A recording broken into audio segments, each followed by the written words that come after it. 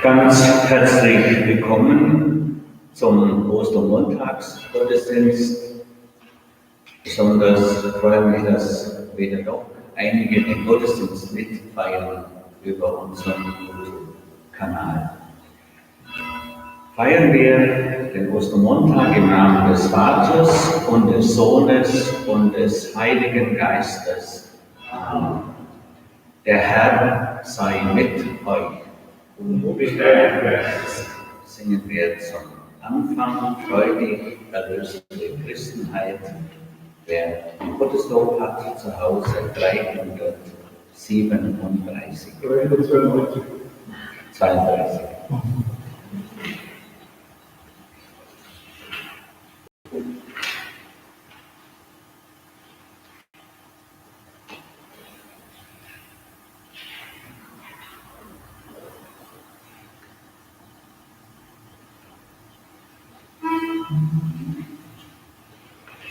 Freudig erlöste Christenheit, freudig und singe, der Heiland ist verstanden heut. Halleluja, sing fröhlich, Halleluja. 3 Tage nur liegt in das Grab, freudig und singe, erwacht des Todes Wesseler. Halleluja, sing fröhlich, Halleluja. Die Wunderwohne so schön, freudig und singe, wie Sommer ganz an zu sehen. Halleluja, sing fröhlich, Halleluja.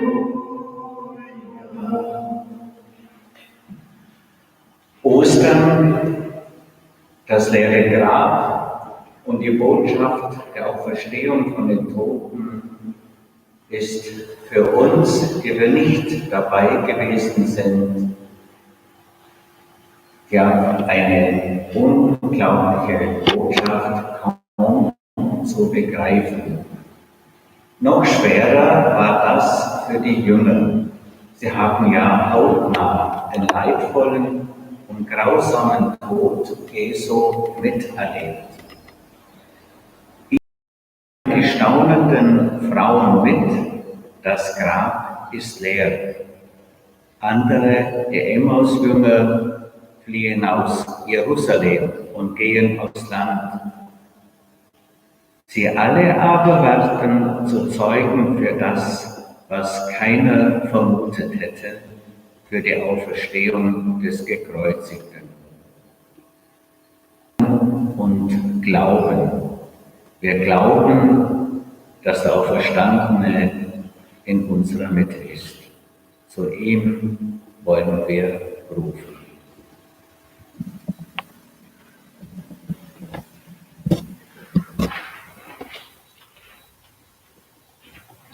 Jesus, auferstanden von den Toten,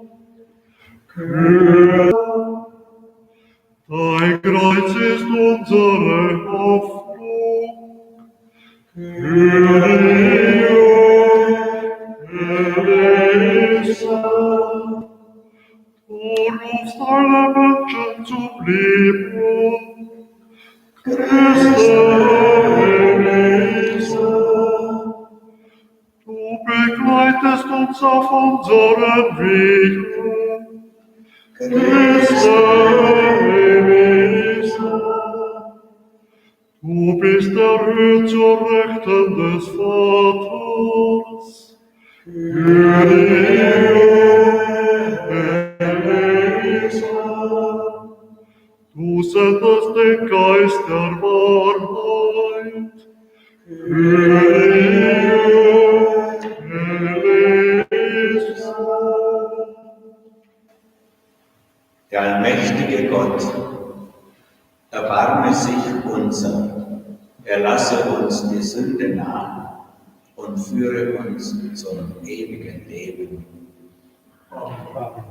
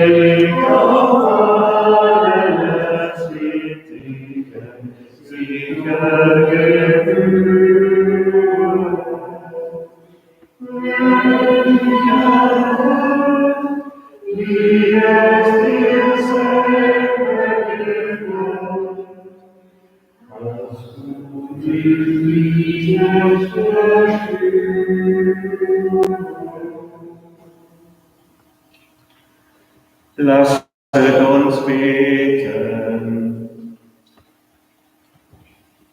Gott, unser Vater, du hast uns durch Jesus Christus erlöst und als deine geliebten Kinder angenommen. Wir bitten dich, sieh voll Güte auf alle, die an Christus glauben.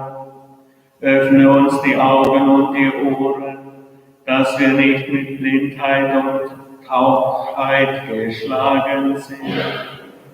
Lass uns erkennen, wo du zu uns kommst, mit uns gehst, uns zu uns sprichst. Dir sei die Ehre heute und immer da. Amen.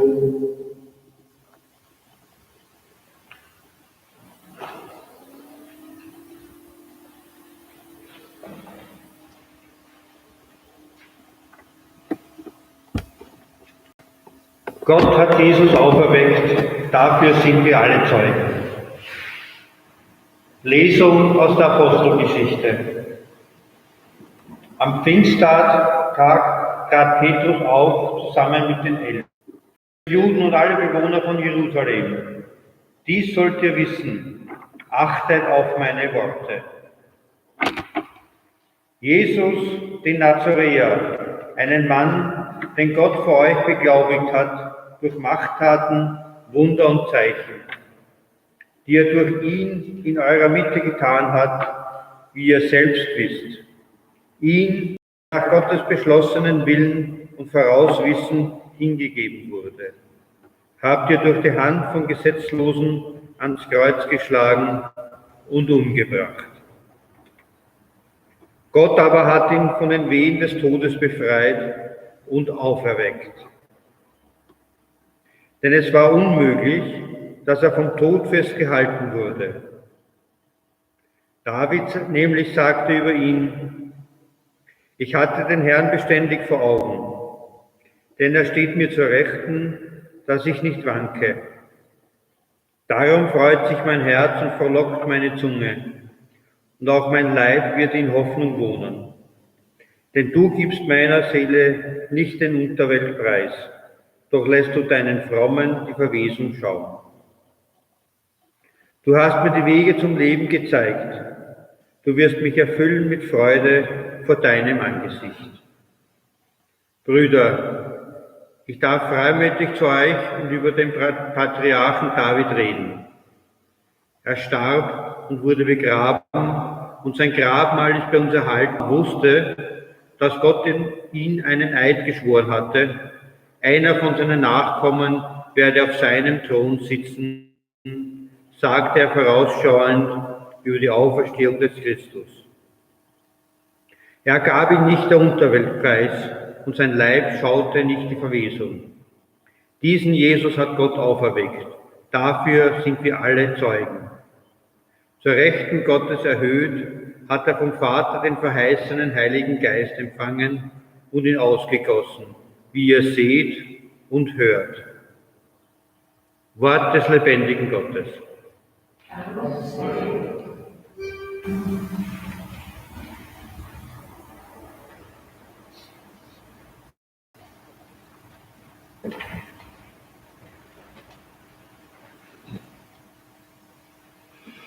Christus ist erstanden, Halleluja. Er hat den Tod bezwungen, Halleluja. Christus ist erstanden, Halleluja. Er hat den Tod bezwungen, Halleluja. Von den Taten deiner Huld will ich ewig singen, bis zum fernsten Geschlecht laut deine Treue verkünden. Denn ich bekenne, deine Huld besteht für immer und ewig. Deine Treue steht fest im Himmel. Christus ist erstanden, Halleluja. Er hat den Tod bezwungen, Halleluja.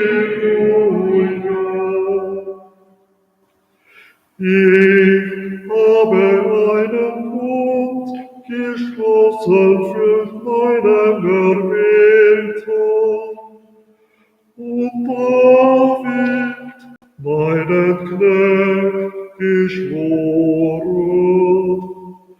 Deinem Haus gebe ich auf ewig Bestand, und von Geschlecht zu Geschlecht richte dich deinen Thron auf.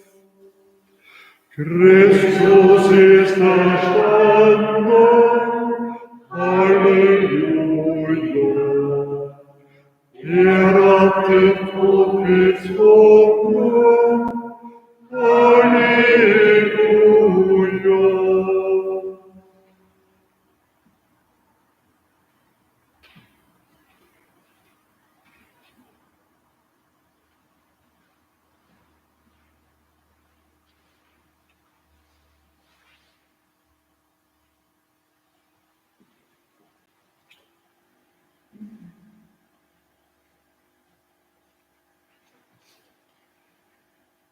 Lesung aus dem ersten Brief des Apostels Paulus an die Gemeinde in Korinth.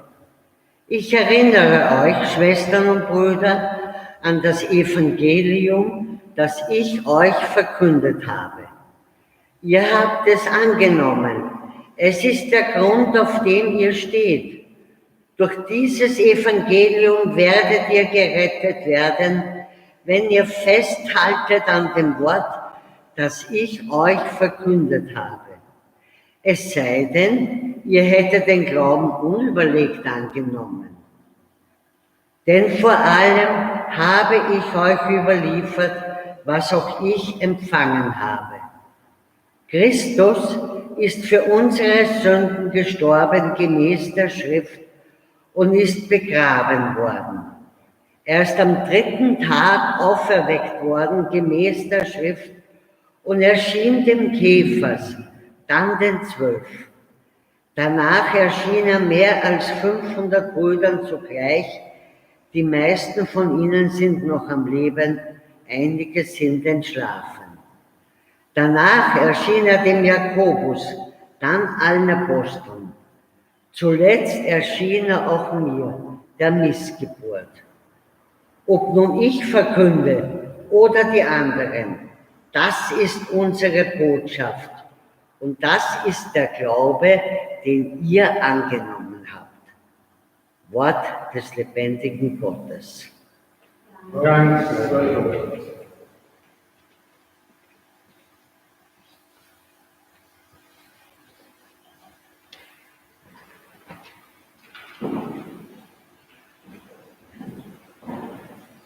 Halleluja, Halleluja, Halleluja, Halleluja, Halleluja, Halleluja. Brannte uns nicht das Herz, als der Herr unterwegs mit uns redete und uns den Sinn der Schrift erschloss. Halleluja, Halleluja, Halleluja, Halleluja.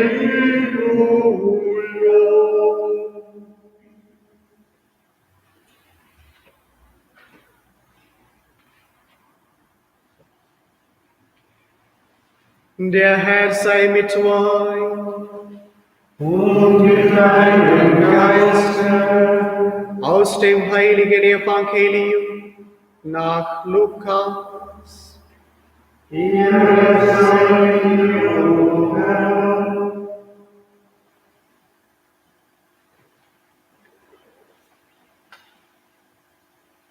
Am ersten Tag der Woche waren zwei von den Jüngern Jesu auf dem Weg in ein Dorf namens Emmaus, das 60 Stadien von Jerusalem entfernt ist. Sie sprachen miteinander über all das, was sich ereignet hatte. Und es geschah. Während sie redeten und ihre Gedanken austauschten, kam Jesus selbst hinzu und ging mit ihnen. Doch ihre Augen waren gehalten, sodass sie ihn nicht erkannten.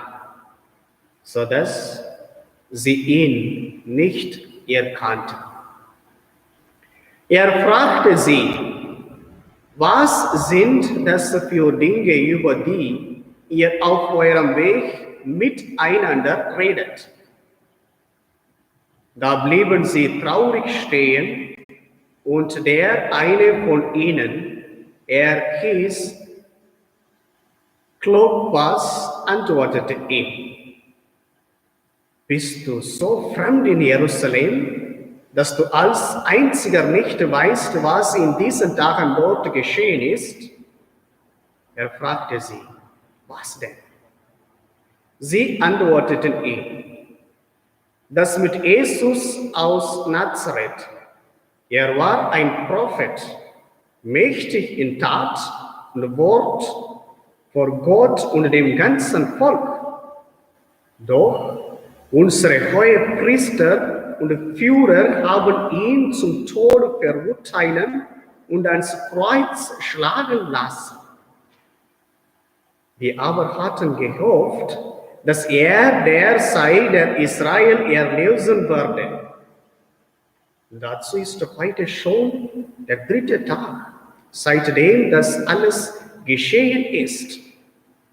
Doch auch einige Frauen aus unserem Kreis haben uns in große Aufregung versetzt. Sie waren in der Früh beim Grab, fanden aber seinen Leichnam nicht. Als sie zurückkamen, erzählten sie, es seien ihnen Engel erschienen und hätten gesagt, er lebe. Einige von uns gingen dann zum Grab und fanden alles so, wie die Frauen gesagt hatten. Ihn selbst aber seien sie nicht. Da sagte er zu ihnen, ihr Unverständigen, deren Herz so träge ist, um alle zu glauben, was die Propheten gesagt haben. Musste nicht der Christus, dass er leiden und so in seine Herrlichkeit gelangen? Und er legte ihnen dar, ausgehend von Mose und allen Propheten, was in der gesamten Schrift über ihn geschrieben steht. So erreichten sie das Dorf, zu dem sie unterwegs waren. Jesus tat, als wolle er weitergehen, aber sie drängten ihn und sagten, bleibe bei uns, denn es wird Abend, der Tag hat sich schon geneigt. Da ging er mit hinein, um bei ihnen zu bleiben. Und es geschah. Als er mit ihnen bei Tisch war, nahm er das Brot, sprach den Lobpreis, brach es und gab es ihnen.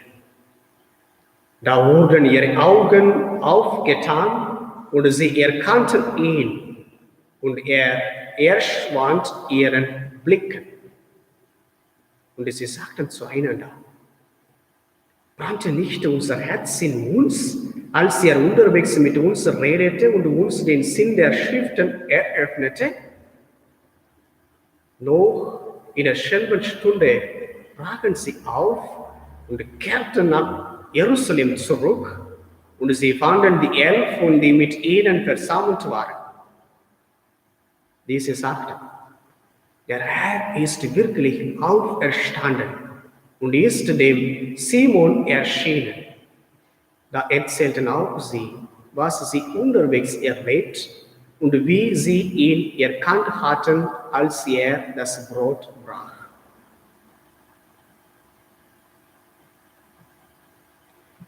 Evangelium unseres Herrn Jesus Christus.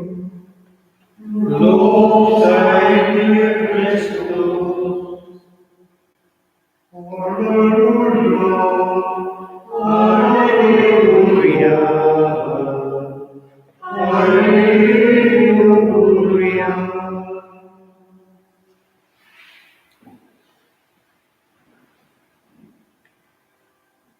Liebe Schwestern und Brüder, ich wünsche Ihnen alle noch einmal frohe Ostern. Möge der auferstandene Herr Jesus Christus, unser Meister, uns alle reichlich segnen und weiter ausführen. Es gibt einige Erfahrungen, die man im Leben nicht vergessen kann.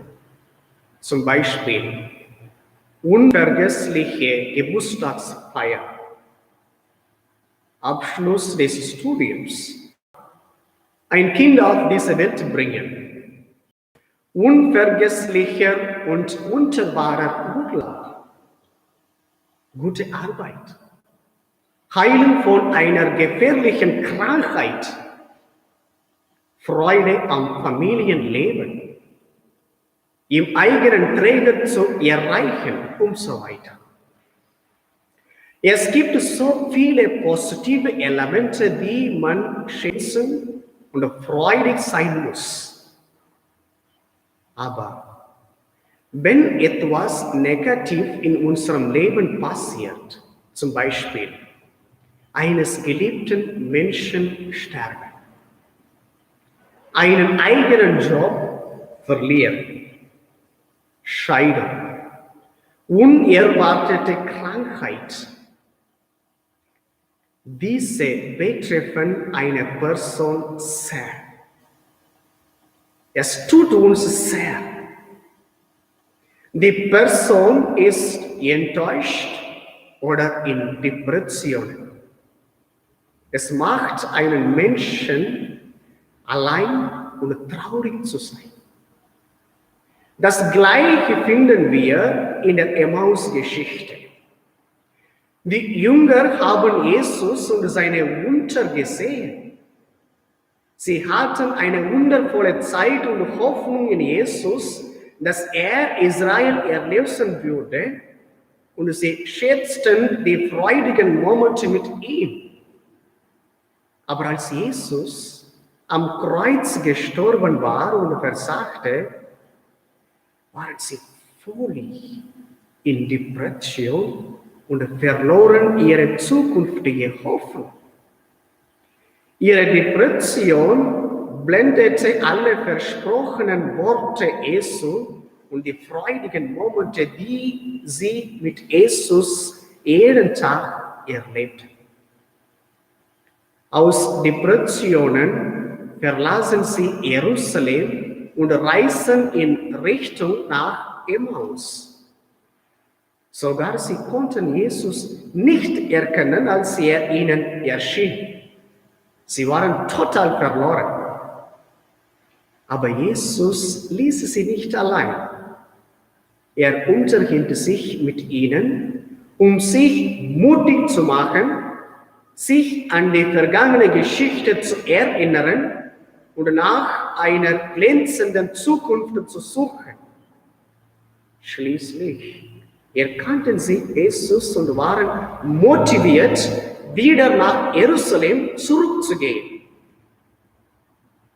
Liebe Brüder und Schwestern, wir sind auch im selben Boot wie diese Jünger. In der Geschichte unseres Landes gab es Zeiten von Kriegen, Hunger, Revolution, Spaltung unter den Nationen, Spaltung in der Kirche, Naturkatastrophen, Änderung des Lebensstils, kulturellen Veränderungen und so weiter. Aber unsere Nation, unsere Vorfahren, unsere eigenen Großeltern, Eltern und wir haben all diese schwierigen Zeiten und schwierige Situationen überwunden und sind im Leben aufgetaucht, um freudig zu sein. Aber jetzt, heutzutage, hat dieses Coronavirus uns und die ganze Welt enttäuscht, traurig, besorgt und ängstlich gemacht. Denn es ist ein roter Farben für das Leben, unsere eigene Mutter, unseren Vater, unsere Brüder und Schwestern, unsere Verwandten zu treffen. Sozusagen hat es unseren eigenen Reichtum, unserer Kultur zusammenzukommen und die Freude an Ostern als eine Gemeinschaft und als eine Familie zu teilen, zusammengebrochen. Wir sind alle traurig, dass wir einander nicht treffen konnten oder feiern konnten. Wir sind alle getrennt. Diese Situation, Brüder und Schwestern, lässt uns vielleicht vergessen, dass wir viele Dinge in der Geschichte unseres Lebens und unserer Nationen gewonnen haben. Wir sind mit Tränen, Sorgen, Angst. Der auferstandene Herr erscheint und begegnet uns und spricht heute mit uns. Meine lieben Kinder, meine Söhne und Tochter, sei nicht enttäuscht und gebt eure Hoffnung nicht auf, weil ihr nicht dazu berufen seid. Ich wurde kritisiert, ich wurde zusammengeschlagen, ich wurde in Schwierigkeiten gebracht, ich wurde befohlen, das Kreuz zu tragen, ich wurde genagelt, ich wurde am Kreuz getötet. Meine lieben Menschen, schaut mich an und ihr erkennt, ich habe den Tod gewonnen. Ich lebe mit euch, um euch zu unterstützen, euch zu ermutigen. Ich bin als Emmanuel auf diese Welt gekommen, um mit euch zu leben. Und ich bin bei euch. Und ich werde bis zum Ende der Tage bei euch sein. Ich werde euch nie verlassen. Habt keine Angst. Sei nicht enttäuscht. Ihr seid mit mir durch euren Glauben gestorben. Und ihr werdet euch mit Sicherheit, wie ich, erheben und eure Schwierigkeiten überwinden. Ich bin der Weg und das Leben. Ich bin euer Gott. Ihr seid mein Volk.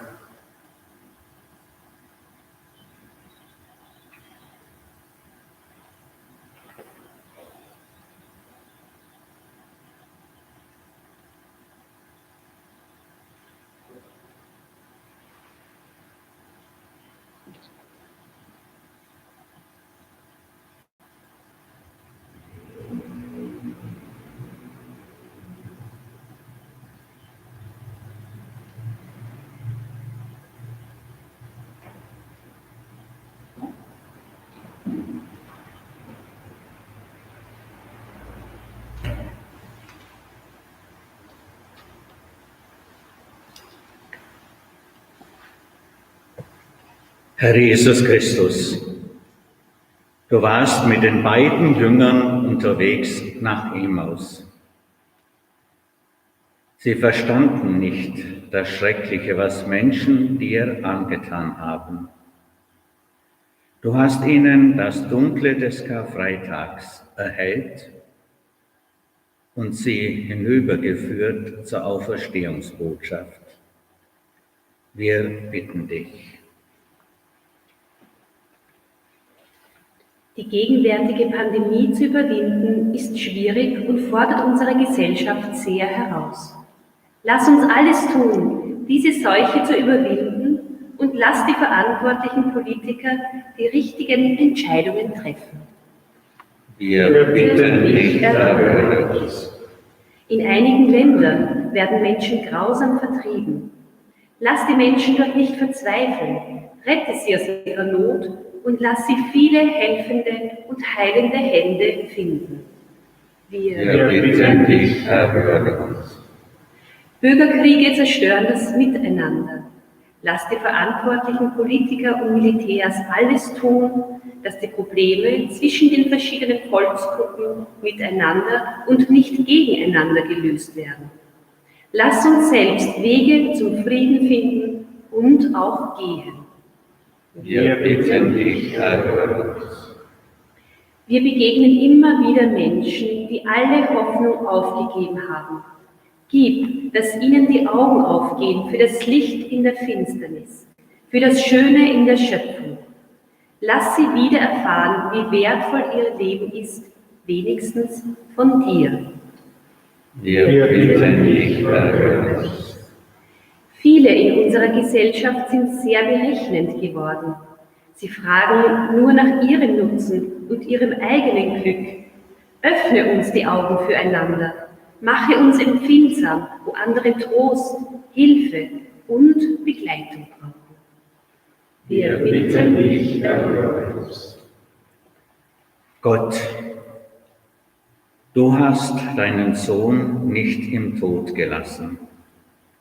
Du hast ihn auferweckt am 3. Tag. Auch uns nimmst du hinein in dieses Geheimnis. Dafür danken wir dir, der du lebst in Ewigkeit. Amen.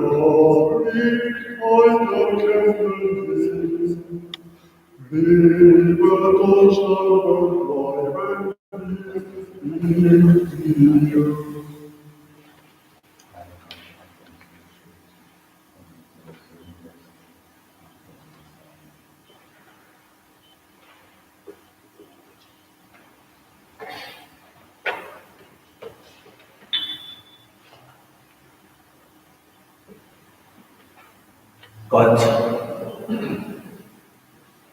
du hast deinem Volk durch das Bekenntnis des Glaubens und den Empfang der Taufe neues Leben geschenkt. Nimm die Gaben deiner Gläubigen an und lass uns in dir Seligkeit und ewiges Leben finden. Darum bitten wir durch Christus, unseren Herrn. Amen. Der Herr sei mit euch. Und mit deinem Geist. Erhebet die Herzen. Wir wollen die Herren. Lasset uns danken dem Herrn, unserem Gott. Das ist für die Umwelt. Wir danken dir, Vater im Himmel, und rühmen dich durch unseren Herrn Jesus Christus. Durch ihn erstehen die Kinder des Lichtes zum ewigen Leben. Durch ihn wird uns das Tor des himmlischen Reiches geöffnet. Denn unser Tod ist durch seinen Tod überwunden. In seiner Auferstehung ist das Leben für alle erstanden. Durch ihn preisen wir dich in österlicher Freude und stimmen mit ein in das Lob deiner Herrlichkeit. Sing heilig, heilig, heilig, ist unser Herr, unser. Sing heilig, heilig, ist unser Sieger. Im Himmel und auf Erden.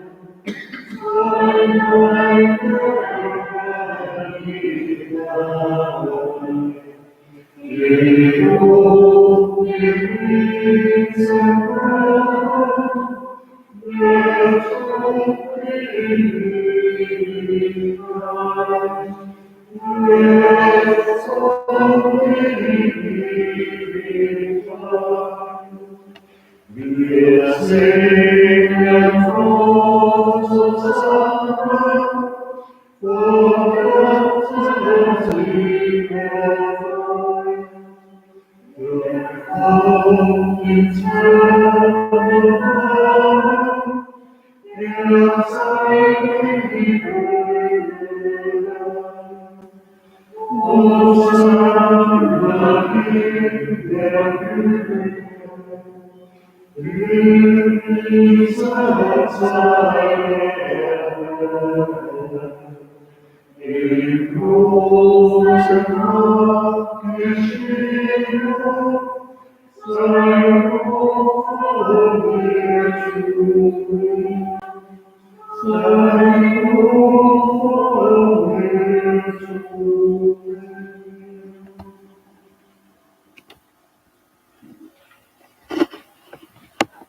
Wir preisen dich, heiliger Vater, denn groß bist du und alle deine Werke künden deine Weisheit und Liebe. Uns Menschen hast du nach deinem Bild geschaffen und uns die ganze Welt anvertraut.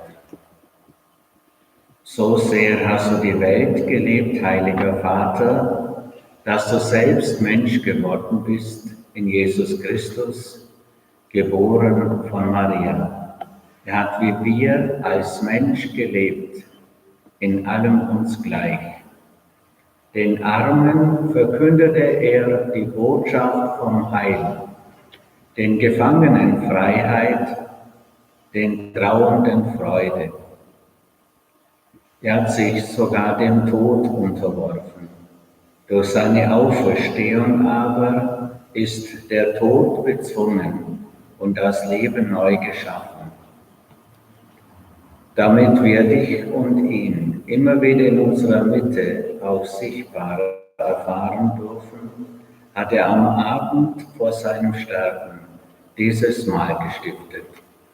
Und so bitten wir dich, guter Vater, sende deinen Geist auf diese Gaben herab und heilige sie, da wir jetzt tun, was er uns aufgetragen hat. Am Abend vor seinem Sterben war er mit seinen Jüngern zusammen und feierte mit ihnen Abendmahl. Da nahm er das Brot, er dankte dir, er brach das Brot, er reichte es seinen Jüngern und sprach: Nehmt und esst alle davon. Das ist mein Leib, der für euch hingegeben wird.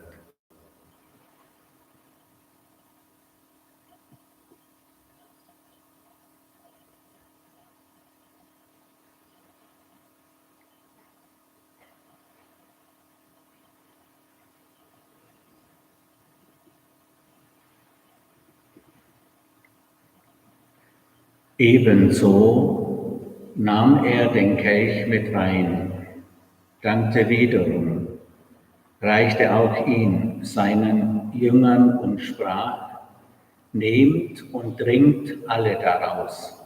Das ist der Kelch des neuen und ewigen Bundes, mein Blut, das für euch und für alle vergossen wird, zur Vergebung der Sünden. Tut dies zu meinem Gedächtnis.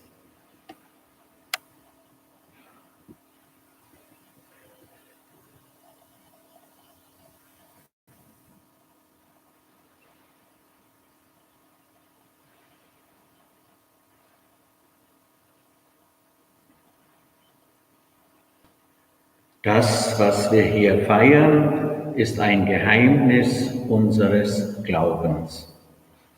Deine Tod werden und deine Auferstehung bis zum Haus und Haus. Darum, guter Vater, feiern wir das Gedächtnis unserer Erlösung.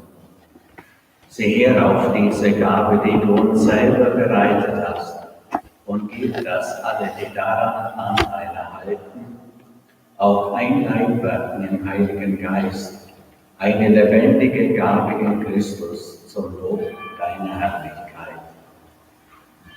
Herr, sei du mit allen, die zu unserem Leben gehören, mit unseren Familien, unseren Freunden, Bekannten, Verwandten. Wir bitten dich auch für unseren Papst Franziskus, für unseren Bischof Christoph, für unsere Pfarrer, für dein ganzes Volk und für alle Menschen, die mit lauterem Herzen dich suchen.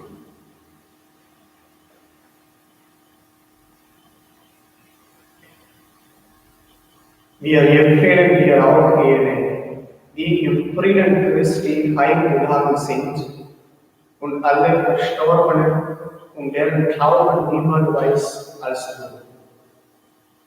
Gütiger Vater, gedenke, dass wir deine Kinder sind und schenke uns allen das Erbe des Himmels in Gemeinschaft mit der seligen Jungfrau Gottesmutter Maria, mit heiligen Josef, mit deinen Aposteln und mit allen Heiligen, und wenn die ganze Schöpfung von der Verderbnis der Sünde und des Todes befreit ist, lass uns zusammen mit dir dich verherrlichen in deinem Reich, durch unseren Herrn Jesus Christus. Durch ihn und mit ihm und in ihm ist dir Gott, allmächtiger Vater, in der Einheit des Heiligen Geistes, alle Herrlichkeit und Ehre, jetzt und in Ewigkeit. Amen. Wir haben den Geist empfangen, der uns zu Kindern Gottes macht. Darum lasst uns singen. Vater unser im Himmel, geheiligt werde dein Name.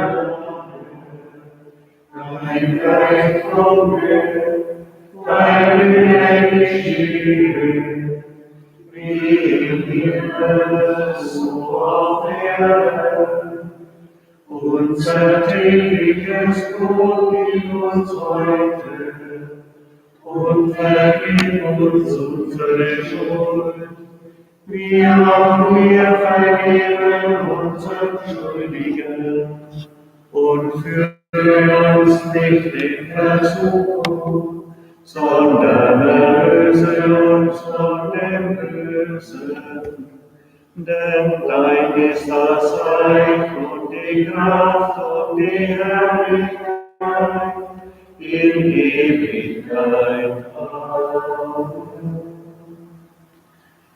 Der Glaube an die Auferstehung verbindet unser Leben mit dem Himmel.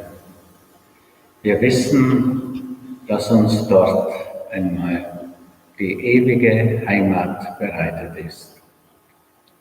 Aus diesem Glauben heraus können wir hier auf der Erde auch bodenständig sein, wirklich das tun, was uns Menschen das Leben bringt. Wünschen wir uns den Frieden des Auferstandenen. Der Friede des Herrn sei allezeit mit euch. Und mit eurem Geist.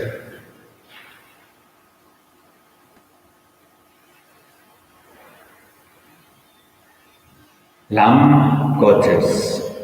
Nicht die Welt in der Welt, aber nicht unser Sohn. Lamm Gottes, du nimmst hinweg die Sünde der Welt, aber nicht Gottes liebsten Weg sind wir, gib uns deinen Frieden.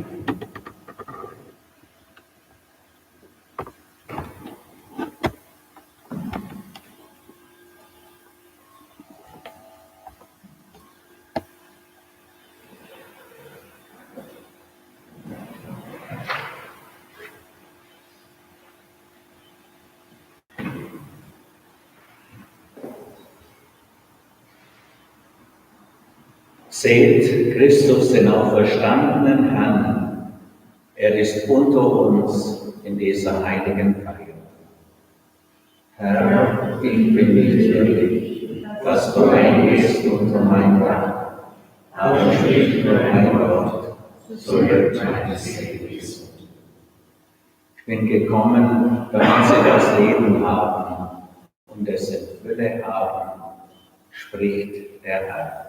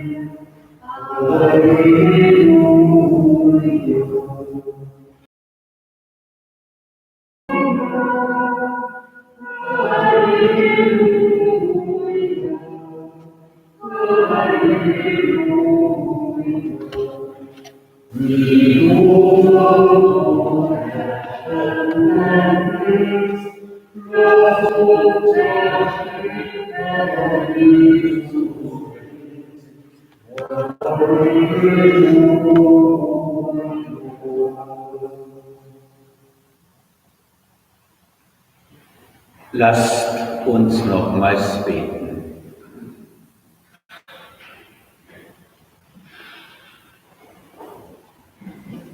Allmächtiger Gott, du hast uns durch die österlichen Geheimnisse auf den Weg des Lebens geführt. Lass deine Gnade in uns mächtig werden, damit wir uns deiner Gaben auch würdig erweisen und unseren Weg zu dir vollenden. Darum bitten wir durch Christus, unseren Herrn. Amen. Danke für die Mitfeier der Eucharistie. Ich wünsche uns allen, dass diese Botschaft, die Botschaft des Lebens, uns hilft, jetzt in dieser schwierigen Situation, dass wir doch das tun, was notwendig ist, um wieder in ein normales Leben finden zu können. Einen frohen, gesegneten Festtag und dazu erbitten wir den Segen Gottes.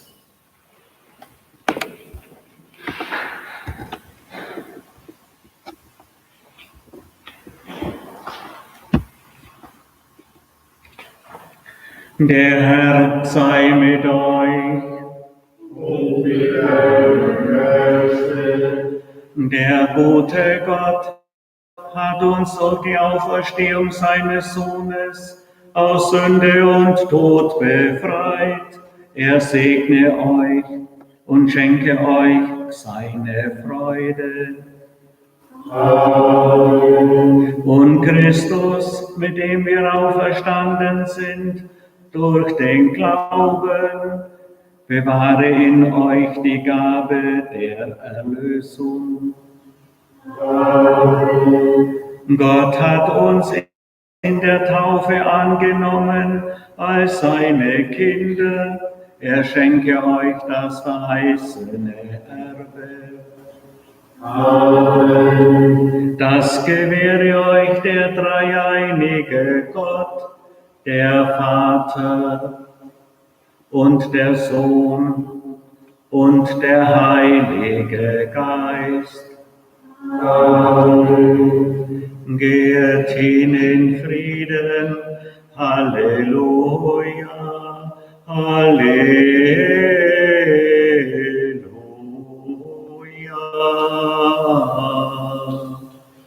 Dank sei auf den Herrn.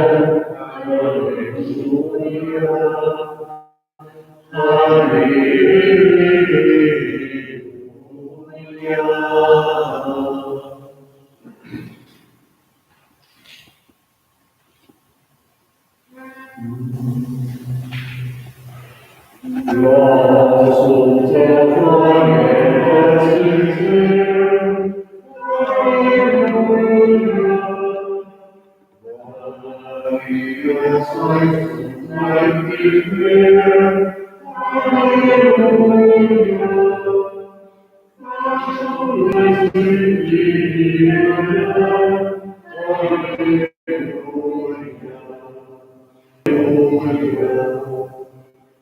Halleluja.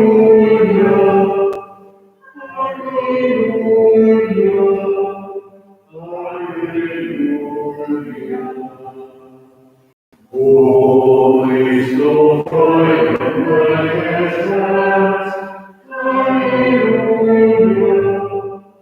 O ist ein Frieden und ist ein Schmerz, Halleluja. O ist die Ruhe, Halleluja. Und ist so Maria, Halleluja. Halleluja. Halleluja.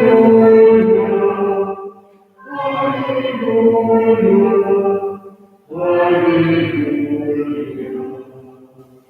Dein Herz so ganz in Freien steht. Halleluja. Und zu dir Freude bringt. Halleluja.